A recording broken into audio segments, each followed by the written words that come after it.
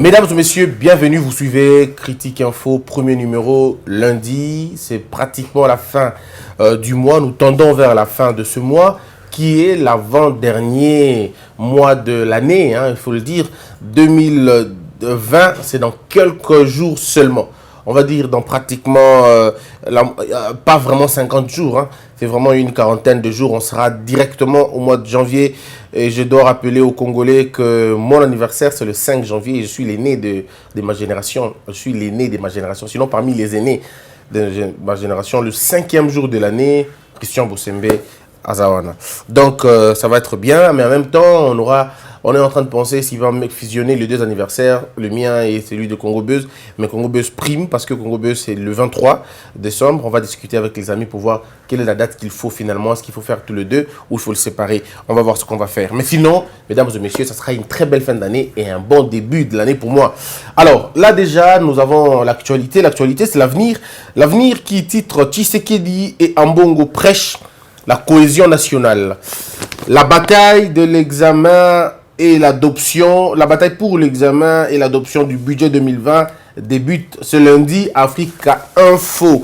Le vrai modérateur, Lamouka Abdik Ambongo s'adresse en toute vérité aux politiciens. Mesdames et messieurs, bienvenue. Alors là, nous parlons déjà de trois sujets aujourd'hui, trois grands sujets, mais on va aller progressivement. Les trois grands sujets. Le premier, Lamouka, enfin d'accord, entre raison et capitulation. On en parlera. Et puis la deuxième partie, je veux dire le deuxième sujet, quand le FCC expose Kabila au mépris et à la représaille. En pensant clouer Félix, ils ont tiré et a un peu démystifié Kabila. Hier ou avant-hier, vous avez suivi les déclarations, je ne citerai pas son nom parce qu'il ne le mérite pas, un monsieur du PPRD qui se reconnaît comme du PPRD, quelqu'un du PPRD, a dit des choses, eh bien c'était extrêmement grave, mais souvent les gens ne pensent pas, les gens ne voient pas la teneur de la chose. Suivez la deuxième partie de l'émission, je vous donne tous les détails. À la troisième partie, Kabound entre la honte, les ridicules, le poste et la grandeur. Une menace est faite, on demande à Kabound de demander pardon, de présenter ses excuses à la coalition, simplement parce qu'il est au perchoir grâce à cela. Alors donc, M. Kabound a devant lui la raison, pardon, il a devant lui les ridicules, la honte, le poste ou la grandeur. Et moi, j'explique, je donne le point dans la troisième partie. Et je vous invite donc à suivre la troisième partie de Critique Info vers le soir. Ça va être vers certainement 18h ou je sais pas moi, 20h après Tribune. Vous suivrez ma manière à moi de voir les choses et mon conseil à M. Kabound, s'il tient en considération de cela, ça va devoir aller. J'aimerais dire aussi, mesdames et messieurs, l'actualité, c'est aussi l'arrestation, la présumée arrestation de Héritier Watanabe. Je peux le dire d'abord en tant que juriste, si Héritier Watanabe est effectivement arrêté, eh bien ça sera une arrestation fantaisiste. Parce que dans notre droit congolais, le droit positif congolais, la sextorsion, ce n'est vraiment pas une question que la loi congolaise punit. Non, on ne punit pas encore cette loi. Parce qu'il y a un principe en droit qui dit il n'y a pas d'infraction, il n'y a pas de peine sans infraction. Et puis, il n'y a pas d'infraction si elle n'a pas été reprise par la loi. C'est un principe sacro-saint du droit. On n'invente pas une infraction. On ne l'invente pas. On ne l'invente pas. Et puis, pour qu'il y ait adultère, pour qu'on parle d'adultère, il y a deux choses importantes. Il faut, pour que l'infraction d'adultère soit retenue, il faut deux éléments primordiaux. Des facteurs, si vous voulez. Le premier facteur, il faut que le mariage soit dûment signé. Il faut que le mariage soit dûment enregistré devant l'officier de l'état civil. Si le mariage a été civilement célébré, on est d'accord, on peut parler d'adultère. Mais si ce mariage n'était pas allé au niveau de l'état civil, ça commence à devenir des problèmes. Il faut que la personne en question, avec qui, en fait, disons la personne qui trompe votre femme ou qui trompe votre mari, soit présente lors de la célébration en famille. Il faut qu'il soit là. Il faut qu'il ait été présent. Sinon, ça va être compliqué. Et le deuxième facteur, pour parler finalement d'adultère, il faut qu'il y ait une plainte au préalable. Il faut que le mari ou la femme victime de ce cas d'adultère, de ce fait d'adultère, puisse porter plainte. Et auquel cas, on arrête tous les deux. On n'arrêtera pas ici qu'Héritier Watanabe, on arrêtera Héritier et la femme d'Héritier, la complice de cet acte. Il n'y a pas une autre magie à faire là-bas. Donc, à l'absence de l'infraction devient un problème, devient un sérieux problème. Donc, s'il vous plaît, arrêter un peu ces histoires de réseaux sociaux et tout, et en même temps demander aussi au juge de ne pas se tromper. Ce n'est pas parce qu'une infraction a été portée par un député que ça devient finalement la loi. Non, non, il ne faudrait pas qu'on tombe dans ça. Il ne faudrait pas qu'on tombe dans ça. Parce que pour qu'on parle de sextorsion, il faut d'abord que le diffuseur de la vidéo soit reconnu. C'est celui-là qui court l'infraction de la sextorsion. Mais si la personne, ça veut dire moi par exemple, quelqu'un me filme moi et il publie la vidéo, en quoi est-ce que vous allez m'arrêter? Parce que la constitution congolaise protège la vie intime de quelqu'un. Notre constitution protège notre liberté. Ma liberté à moi, c'est ma liberté, ma vie privée, pardon. La vie privée d'un homme, selon la constitution ou selon les lois de la République, c'est tout ce que je fais intimement sans heurter la conscience des autres. Je le fais dans ma maison. Mais quelqu'un place sa caméra, il filme ce que je fais dans chez moi, et il publie ça. Cette personne-là sera poursuivie pour espionnage, pour atteinte à la vie privée, pour atteinte à beaucoup de choses. Mais pas moi. Mais même alors, si moi je me filme pour mon propre plaisir, ça nous rentre dans... parce qu'il faut quitter la notion du christianisme quand on parle droit. Pas christianisme, pas religion. Ici, nous sommes en droit. Ça veut dire, quand je prends le plaisir de me faire des vidéos moi-même, c'est un plaisir personnel. Et quand j'amène ça à un réparateur ou quelqu'un d'autre, il le prend et il le diffuse comme il entend. C'est lui qui est passible d'une infraction, pas moi. Parce que je ne l'ai pas publié personnellement. À moins que l'on reconnaisse que j'ai publié personnellement. Si j'ai publié personnellement, effectivement, là, je tombe dans ce qu'on peut appeler attentat ou atteinte aux bonnes mœurs ou tout ça. On peut appeler comme on veut. Mais on ne peut pas dire qu'à l'instant, c'est Héritier qui l'a publié et tout. Ne vous en faites pas, je ne connais pas Héritier, on ne parle pas. Mais seulement, je pense que quand il faut dire la loi, il faut dire la loi. Ce qui s'est passé dans Congo central, jusque-là, on ne connaît aucune suite. Hein. On ne connaît aucune suite. Mais maintenant, il y a Makambo Héritier, il y a muscle pour que non, c'est pas comme ça. Il ne faut pas qu'on ait une justice à dents de scie. Ce que Héritier Watanabe a fait, les gens peuvent dire c'est moralement pas bien et tout, mais juridiquement, il faut donner un contenu à chaque fait. C'est ça le plus grand problème. Alors, mesdames et messieurs, là, vous avez suivi hier Monseigneur Ambongo, qui finalement s'est adressé à toute la nation et a parlé aux Congolais. J'aimerais ici analyser un fait. Parfois, les gens ne comprennent pas l'importance de l'Église catholique dans la vie politique au Congo. L'Église catholique joue un rôle important, très important, dans la politique de la politique congolaise. Parce que très souvent, c'est le rempart. C'est parfois le tout dernier rempart. C'est comme une source pour beaucoup.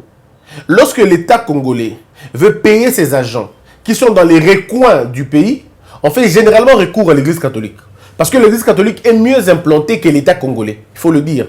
Il y a des endroits où l'État n'existe pas, mais l'Église catholique est là. Donc, au regard de tout ça, on peut dire que l'Église catholique joue un rôle important dans notre République.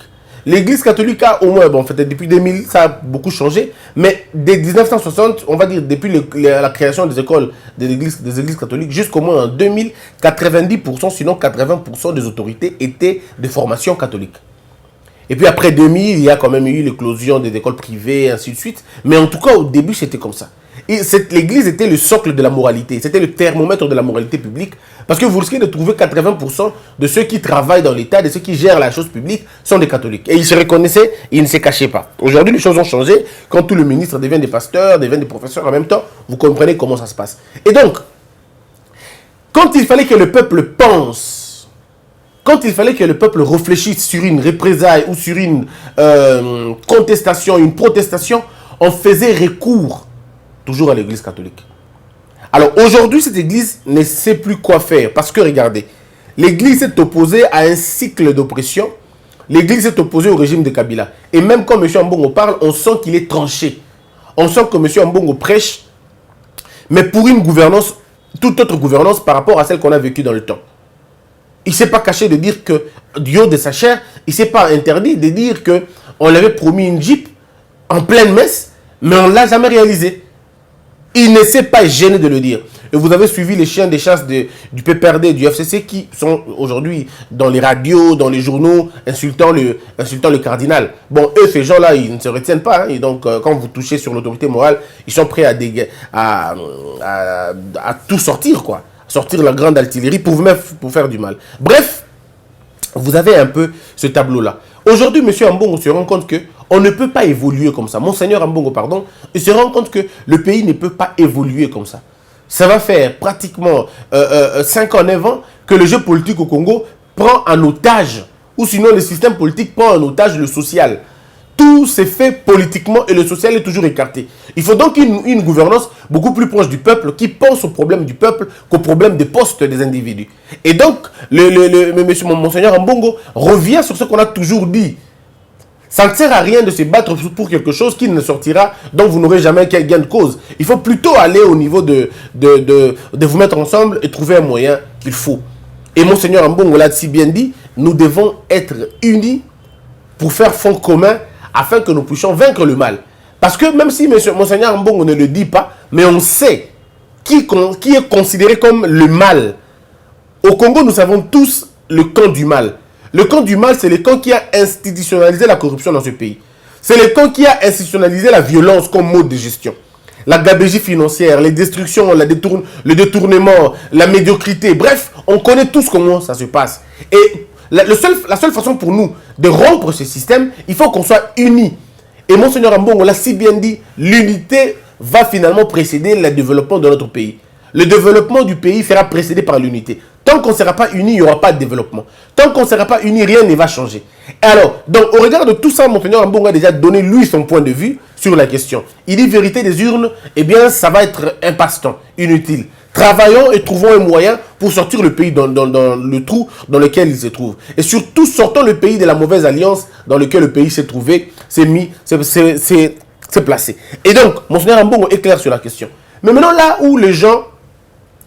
Je ne comprends pas la logique des gens.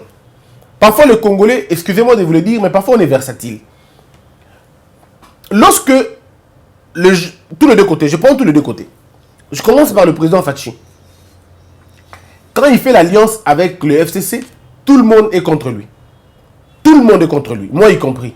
On n'aime pas, on ne veut pas, on ne veut pas, on ne veut pas. On était comme ça. On ne veut pas te l'union. Très bien. Maintenant que d'une manière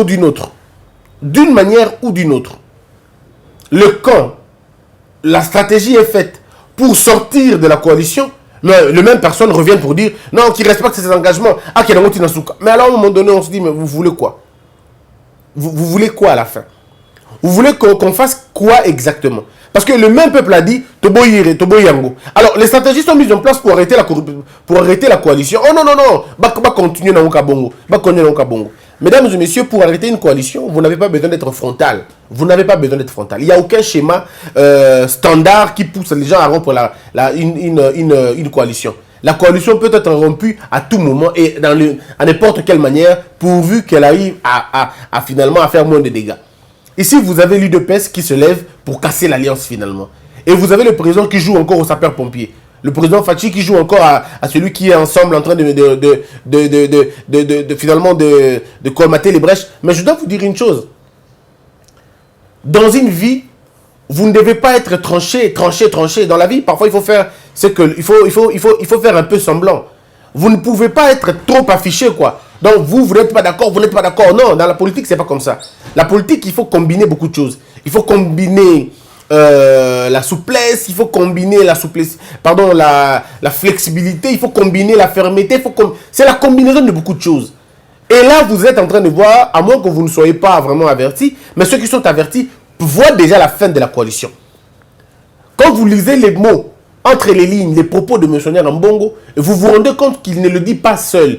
Il a certainement rencontré le président de la République. Ils ont certainement parlé avec le président. Ils ont parlé avec les gens de la Mouka. Ils ont parlé avec toutes les couches politiques. Ils ont parlé même avec ceux-là qui sont au niveau du PPRD et au niveau du FCC, mais qui sont découragés, qui ne veulent plus de cette coalition, qui veulent un peu s'affranchir, mais ils attendent qu'il y ait un petit chaos organisé pour que ça marche. Moi, je parle souvent avec les militaires, les militaires de la garde républicaine, il y en a beaucoup, qui nous disent, on attend que ça. On attend que ça. Le jour où il y aura des pépins, on attend que ça. Et ça, ce n'est pas des petites personnes qui le disent. Non, mais c'est des cadres qui le disent. Quand on se rencontre généralement dans des coins ou dans des cercles culturels ou quand on va un peu fréquenter les gens, c'est ce qu'ils nous disent. Ils nous disent, on attend que ça. Alors, vous pensez que Monseigneur Ambongo ne connaît pas toutes ces choses? Si, il connaît. Il connaît toutes ces choses. Mais il faut trouver un atterrissage en douceur. Il faut surprendre l'adversaire. Il ne faudrait pas que l'adversaire soit préparé. Parce qu'aujourd'hui, si vous vous allez brutalement dans la séparation de la coalition, rassurez-vous d'une seule chose. Peut-être vous me donnerez raison.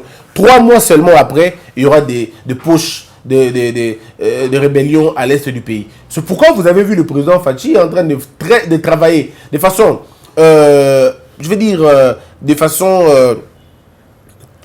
Bon, je veux dire ça clairement, le président Fachi est en train de travailler sérieusement et sévèrement à l'est du pays parce qu'on lui a dit ça. On lui a dit, si tu ne fais pas attention, il y aura des guerres là-bas. Ses poches continueront toujours à le faire. Si vous lisez Pierre Le Perron, il vous dit clairement que lorsque James Kabarebe quitte le Congo, parce qu'il le dit lui-même, James Kabarebe, quand il quitte la RDC, quand il appelle Kagame, disons lui pensait qu'on allait les tuer. Il pensait que Kabila, le père, allait le tuer ou en voulait à sa vie. Parce que le Kabila est à Lubumbashi, Kabila envoie un hélicoptère pour prendre James Kabarebe. James Kabarebe arrive devant l'avion et que James Kabarebe dit, j'ai senti le piège. Je n'ai pas pris cet hélicoptère-là. Et quelques minutes après, l'hélicoptère a été explosé. C'est lui qui le dit. Alors il dit, il appelle Kagame pour lui faire part de ce qui s'est passé. Kagame lui a demandé de rentrer. Alors il voulait, lui, James Kabarebe, voulait faire comprendre à Kabila Laurent que je ne pourrais plus continuer, je dois rentrer au Rwanda. Alors il dit dans ses livres, il dit avant qu'il parte, il demande à M. Kifwa. À l'époque, il dit à M. Kifwa, accompagne-moi. Et si les sages, on l'appelait comme ça parce que Mouzé c'est un peu le sage, il dit, si le sage ose m'agresser, je la battrai de mes propres mains. Ça, c'est James Kabarebe qui le dit. Vous pouvez le lire dans les livres de Carnage. Lisez les livres de Carnage. Le chapitre Kabila ne fait pas l'affaire. Vous allez vous rendre compte de ce qui est dit à l'intérieur. Le chapitre Kabila ne fait pas l'affaire. Vous suivez comment James Kabarebe pense de Kabila. Il dit que c'est un monsieur, je peux la battre moi-même de mes propres mains. Donc, c'est pour dire que quand il part, 5 jours seulement après, quand James Kabarebe part, 5 jours seulement après, il y a naissance du RCD. RCD qui était finalement financé par le Rwanda, tout le monde sait. 5 jours seulement, RDC financé par Kigali. Voyez-vous? Donc, la même chose aujourd'hui. Il ne faut pas répéter la même erreur. Aujourd'hui, si on rend cette coalition de façon brutale, comme j'entends les gens dire, de façon brutale, ce que vous ne savez pas une chose, c'est que les groupes armés à l'Est n'ont pas encore été matés. Ce que vous ne savez pas, les groupes armés à l'Est ne sont pas encore matés. Aujourd'hui, les choses ont un peu changé parce que Kigali a une économie de 8%. Pardon, de 8%. De 8 chiffres, je crois. Non, 8%. Alors, quand vous avez un pays qui a un pourcentage au moins de 8% comme ça, une économie de 8%, évitez. Ils évitent la première chose qu'ils évitent, c'est la guerre. Aujourd'hui, le Rwanda ne peut pas accepter la guerre. Parce que s'il y a la guerre, c'est eux qui tombent. Hein. Ils vont tomber. Nous, on n'a pas encore d'usine, on n'a pas encore de grandes usines, en fait. Mais eux en ont déjà. Ils ont goûté déjà un peu au développement. Ils goûtent un peu au sous-développement, si on va dire, ou au développement. Ou une petite once d'émergence, on sait le voir au Rwanda. Mais si le Rwanda continue avec sa politique de s'aimer les troubles, tout ça, c'est eux qui perdront. Et ils le savent. Et donc aujourd'hui, Kagame a tout intérêt de faire la paix. Tout intérêt de faire la paix dans la sous-région. Parce que si aujourd'hui ça brûle, c'est chez lui qu'il perdra. Et alors donc, il faudrait éviter que ces gens partent et qu'ils puissent activer leurs petits bras armés là-bas et le pays va être en feu. Donc il faut aller trouver un atterrissage qui soit consensuel. La neutralisation des forces. Avant la neutralisation des forces, vous devez d'abord maîtriser les frontières. Si vous maîtrisez les frontières chez vous, vous avez maté les groupes armés. Même si vous les étouffez ici, ils ne pourront pas reculer. Ils ne pourront pas. Ils vont soit se rendre ou partir en exil. Mais dans la logique d'étouffer les autres, il faut toujours leur laisser une porte ouverte pour fuir. Parce que vous n'avez pas besoin de les tuer tous ici. Ça ne sert à rien. Il faut toujours laisser une porte ouverte à ces gens-là de fuir. Tout en sachant que même s'ils fuient, ils vont à l'étranger, les Blancs n'aiment pas dépenser. Les Blancs ne voudront pas dépenser. Ils vont devoir commencer à payer pour ce qu'ils ont fait. Et ils n'auront plus l'argent au bout de 5 ans, 6 ans. Il y a beaucoup qui n'auront plus de moyens. Ils seront certainement asphyxiés. Et comme ils ne pourront plus, ils vont revenir chez vous. Alors j'aimerais ici dire aux gens quelque chose d'important. Lorsque vous avez aujourd'hui la Mouka qui pense qu'il ne faudrait pas continuer dans cette coalition, la Mouka a dit, parce qu'il y a aussi je parle des Fachi, dans le Belapé, les Kambo et la Mouka. Tant que Fayulu na Kabila na Félix Bakabwani biso tout nanga y compris to senga ki la muka azonga na raison. On a demandé à la muka bozonga na raison, mettez-vous ensemble parce que c'est vous qui pouvez faire mieux les choses. Mettez-vous ensemble et combattez le régime que vous avez déjà combattu depuis très longtemps. Vous étiez quoi qui? Maintenant battez-vous pour déraciner Barassi Nango. C'était comme ça qu'on s'était dit. Aujourd'hui, la Mouka comprend qu'il faut revenir à la raison. Les gens critiquent encore. Oh non, la Mouka, beaucoup de poste. Alors moi, je ne comprends plus rien. Tout le monde à la fin. Le même peuple qui a demandé à la Mouka de soutenir Fachi afin qu'on fasse un front commun pour mettre fin à l'épisode Kabila, c'est le même peuple qui revient pour dire non, bon, besoin de poste. À un moment donné, je me dis, on veut quoi? Pourquoi nous voulons voir les gens divisés? Parce que si ils sont divisés, c'est, excusez-moi le terme, mais c'est la Kabylie qui sort plus grand. C'est la Kabylie qui sort plus grande, excusez. C'est la Kabylie qui sort plus grande, c'est la Kabylie qui s'affirme dans les divisions des gens. Alors maintenant, il faudrait que ces deux plateformes se mettent ensemble pour que ça marche. Nous avons suivi hier, ou disons la semaine passée, on a suivi M. Mozito dire nous sommes prêts à accepter Fachi, on est prêt à l'accepter, mais au moins qu'ils reconnaissent que les choses se sont très mal passées. Alors j'aurais souhaité que M.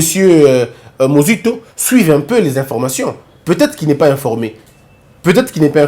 La première des phrases, ou l'une des premières phrases de Fachi, il a cessé de le répéter que les élections étaient très mal passées. Et ça n'a pas changé. Ça n'a pas changé. Jusqu'aujourd'hui, il continue à le dire. Tout le monde décrit les mauvaises élections qu'on a eues. Le président lui-même a dit qu'il était mal élu. C'est pas moi, c'est lui-même qui a dit qu'il était mal élu. C'était un président qui était élu sans une majorité. Et il sait lui-même que les choses se sont très mal passées. Le président le sait et il a assez bien dit. Et c'est même à cause de ça qu'il avait demandé un soutien, qu'il avait tendu la main à la Mouka. Si on n'avait pas considéré cette main-là de main sale, aujourd'hui on ne serait pas là. Mais moi je pense simplement que ça c'est passé. On est plus, il ne faut pas qu'on reste dans le temps, dans le passé, il ne faut pas qu'on reste nostalgique. Nous devons finalement aller de l'avant. Et la seule façon d'aller de l'avant, c'est de mettre les deux forces ensemble. Moi je continue à le dire. Et aujourd'hui, merci parce que les gens commencent à comprendre que ce que je disais hier, les gens pensaient ça, les gens prenaient ça comme quelqu'un qui est pour Christophe favoriser Fachi. Où en sommes-nous aujourd'hui? Quand on disait aux gens, il n'y a pas d'issue, il n'y a pas d'autre issue en dehors du fait d'être ensemble avec Fachi. Et rassurez-vous d'une seule chose, pas parce que c'est Félix Tshisekedi, non, mais parce que c'est un produit de l'opposition. Moi, je ne parle pas de l'homme Félix Tshisekedi. Ce n'est pas mon problème. Mon problème, c'est que c'est quelqu'un de l'opposition. Et aujourd'hui, si c'était Martin Fayulu à la place de Félix Tshisekedi, on aurait milité de la même façon pour que Félix Tshisekedi revienne et discute avec son frère et qu'ils se mettent ensemble. Parce que les deux ensemble, l'arrogance du FCC ne sera plus celle qu'elle est. Moi, je peux vous le garantir. Croyez-moi sur parole. Vous allez voir, les choses vont changer. Bon, il y a des gens qui ne prennent pas en considération l'aspect spirituel de chaque chose. Mais moi, je vous dis, l'aspect spirituel de chaque chose, c'est que la fin de la Kabylie avait déjà sonné. Et nous sommes en train de vivre la fin de la Kabylie. Et même pour accélérer les choses, il faut l'unité de deux personnes. Je veux dire de deux camps politiques. Les gens disent, non, mais il ne faut pas résumer le pays entre les deux. Mais il ne faut pas rêver non plus. Il n'y aura pas une génération spontanée ou des bébés qui vont faire la politique. Non. Nous allons faire la politique avec les personnes qui font déjà la politique. Si vous voulez que ça change, envoyez les bonnes personnes pour que ça change. Mais sinon, dans le cas précis, nous parlons de ce qui se passe actuellement. Ce qui se passe actuellement, c'est que les deux plateformes, la Mouka et comment on appelle, et Cash doivent se mettre ensemble. Je ne dis pas que la Mouka et Cash ont des saints dans leur rang. Non. Je ne dis pas qu'ils sont des divins, non. Je ne dis pas qu'ils sont des dieux, non plus. Et je ne dis pas non plus qu'ils sont parfaits. C'est des hommes politiques qui ont pris des mauvaises décisions au mauvais moment. Mais il y en a qui sont encore bien, qui peuvent encore faire avancer les choses. Ce que nous voulons ici, c'est mettre à terre. C'est de détruire la complexité de la Kabylie qui a détruit ce pays. Ça, c'est le premier objectif que nous devons mener. Maintenant, entre la Mouka, parce qu'aujourd'hui, visiblement, c'est M. Ambongo qui se retrouve être le conseiller. Il est aujourd'hui au milieu. Il est entre Kabila pardon, il est entre Cash, et la Mouka. Il est là. Il a dit hier qu'il était le conseiller de la République. Il n'a pas dit qu'il était le conseiller du président de la République. Il a dit je suis le conseiller de la République. Ça veut dire qu'il est celui qui met ensemble les gens. Il a une voix qui porte. Parce que nous pouvons dire ce qu'on veut. Mais qui va nous écouter? Mais lui, quand il dit, même s'il dit les mêmes mots que nous disons, lui sera beaucoup plus écouté. Donc nous demandons finalement à la Mouka de ne plus traîner les pas. De ne plus traîner les pas, mais plutôt d'avancer vers l'autre. De faire un front commun. Et le front qu'ils vont faire, qui définissent la règle à faire. J'ai donné l'autre samedi mon plan, entre guillemets, mon plan de sortie pour que ça marche. Pour que ça marche. Parce qu'ici, il ne faudrait pas dire que le gars Boya Kibiso, toi continue à Bongo. Non, il y a des gens autour du président qui ne veulent pas que le président rencontre la Mouka. Il y a des gens aussi autour de la Mouka qui ne veulent pas que la Mouka revienne sur la question. J'aurais souhaité, bon ça c'est peut-être anodin, j'aurais souhaité personnellement que le propos tenu par M. Martin Fayulu soit tenu par Fayulu lui-même. J'aurais aimé. J'aurais vraiment aimé que ce soit M. Martin Fayulu qui dise bon, il est temps de reconstruire notre pays, Félix Tshisekedi c'est notre frère, on va se mettre ensemble pour trouver un moyen. J'aurais aimé. Et ce qui est vrai, c'est que vous allez voir tous les propos tenus par la Mouka dérange pas seulement le Cash, dérange d'abord le FCC. Parce qu'ils savent que les deux, s'ils se mettent ensemble, c'est finalement leur problème. Ils auront du mal. Or, maintenant, il y a tellement beaucoup de problèmes. Maintenant, il y a tellement de difficultés au sein de la coalition Cash-FCC que c'est le temps de profiter. Il ne faut pas laisser le FCC et Cash se mettre ensemble, s'entendre. Non, il ne faut pas les laisser se mettre ensemble et s'entendre. Il faut par contre, de l'autre côté de la Mouka, faire de leur mieux pour s'y mixer dans cette alliance. Parce qu'une fois que le FCC viendra, ça sera une présence de trop. Et quand tu as rupture, rassurez-vous d'une seule chose, eh bien, je ne vois pas le Cash vivre longtemps en dehors. Sans la position, sans l'aide de la Mouka, je ne vois pas non plus la Mouka vivre très loin sans l'aide de Cash. C'est des gens qui sont naturellement unis, naturellement ensemble, et ils doivent faire face à ceux-là, à un mariage conjoncturel, à un moment donné nauséabond. Donc, moi, mon point de vue, c'est de dire aux Congolais, arrêtons de critiquer la Mouka. J'ai entendu les gens dire, la Mouka comme une souka, Sambo était, et là, il y a Sambo était. Au moins, ceux qui ont vu au Congo, ceux qui ont vu le contexte dans lequel le Congo évolue, pour comprendre qu'on n'a pas besoin de passer le temps. On n'a pas besoin. Il ne faut pas. Quelqu'un m'a dit, il faut faire l'opposition. On a besoin de l'opposition. Quelle opposition? Pourquoi? Quelle opposition? Dans quel contexte vous allez faire l'opposition? Vous allez vous opposer à qui exactement? Quel pouvoir? Ce pouvoir qui n'a ni tête ni queue. Quel pouvoir vous allez vous opposer à cela? Il ne faudrait pas. On fait une opposition dans un contexte bien. Quand tout est bien, tout est normal, vous pouvez faire une opposition. On ne fait pas une opposition dans Makambo, Tozanango. Non, on ne peut pas. Parce que les gens confondent. À l'époque de Kabila, on pouvait encore faire l'opposition, même si les termes n'étaient pas convaincants, mais on pouvait quand même faire l'opposition à cette époque-là, parce qu'on avait un pouvoir unitaire. Mais ici, nous n'avons pas un pouvoir unitaire, vous le savez, le pouvoir, il est désuni. Le pouvoir, il a plusieurs facettes. Vous avez un mélange de la volonté de construire et la volonté de détruire. Alors, vous allez vous opposer à qui? À la volonté de construire? Ou vous allez vous opposer à la volonté de celui qui veut détruire la volonté de construire? Vous allez vous attaquer à qui? Les conditions sont mauvaises, il ne faut même pas penser à une opposition. Maintenant, il faut penser plutôt à un ralliement. Maintenant, il faut penser plutôt à une sorte d'unité. On se met ensemble pour détruire d'abord le système qu'on trouve mauvais. Parce que le système mauvais, l'arbre est tombé, mais les racines sont encore là. Et il y a beaucoup plus de réseaux, il y a beaucoup plus d'opportunités et des choses que l'arbre repousse encore. Et alors nous ne voulons pas que l'arbre repousse, nous voulons maintenant déraciner cet arbre-là. Et on ne peut pas le déraciner seul.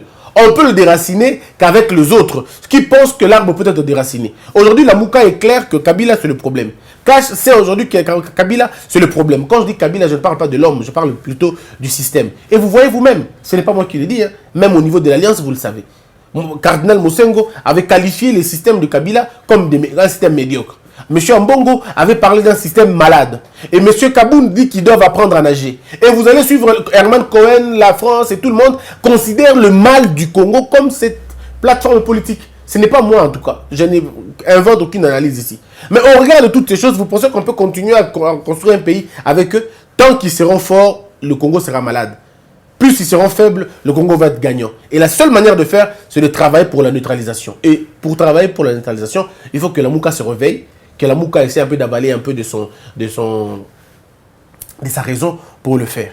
Je conclus en disant que effectivement pour moi, d'accord, entre raison et capitulation, non, la Mouka n'a pas capitulé, la Mouka a simplement compris. Peut-être en retard, mais pas vraiment, parce que ça fait seulement 1 an. Et je crois que c'est normal qu'il revienne à la raison. Soutenez votre frère et trouvez un moyen. L'ennemi n'est pas dans cache. L'ennemi se trouve ailleurs. Alors s'il vous plaît, travaillez dur pour mettre le pays dans les très bonnes conditions. Merci beaucoup, mesdames et messieurs, ça en est fini. Une pensée à tous ceux qui sont en Chine. Bandeko boza na Chine, ndaki na message moko pour Nabino. Boza ça la siko ba élection yako bimisa président ya ba ressortissant ya Guangzhou, disons ya Chine pardon. Mais je vous dis une chose. Communauté chinoise, ba congolais tout ba kenara Chine, boyebi monsieur moko ba benga kaye ISIS. Comme on a ISIS Lunde. Ndeko ISIS Lunde aza numéro 3. Bon voter. Ceux qui bolingi, vous allez bien. Parce que Bobengaye Isis Béton. Isis Béton Bobengé Kuna, c'est parce que ce monsieur a toujours rendu de loyaux services aux Congolais qui viennent de Kinshasa ou de Lubumbashi ou de partout. Il arrive même à loger certains Andakounaï sans frais. Moi, personnellement, j'ai vu ça. J'ai été logé chez lui pendant pratiquement 10 jours sans un seul rond. Ce n'est pas mon frère. Ce n'est pas mon frère. C'est quelqu'un qui aime le combat. Et aujourd'hui, j'ai appris que Bozan a préparé l'élection. Alors, s'il vous plaît, ce que l'on a émission na biso et que l'on a biso mingi, bateau batana ba valeur des photos soutenir. Mouta ko sunga yo 110 francs. Ndeko Isis numéro 3 voter pour naé et yo pour ozala bien. Tango comme ba overday, ba offster day na binona, c'est lui qui va généralement vous aider à le faire. Merci beaucoup. On se retrouve chez vous. Que la peur quitte nos esprits et que Dieu bénisse les RDC.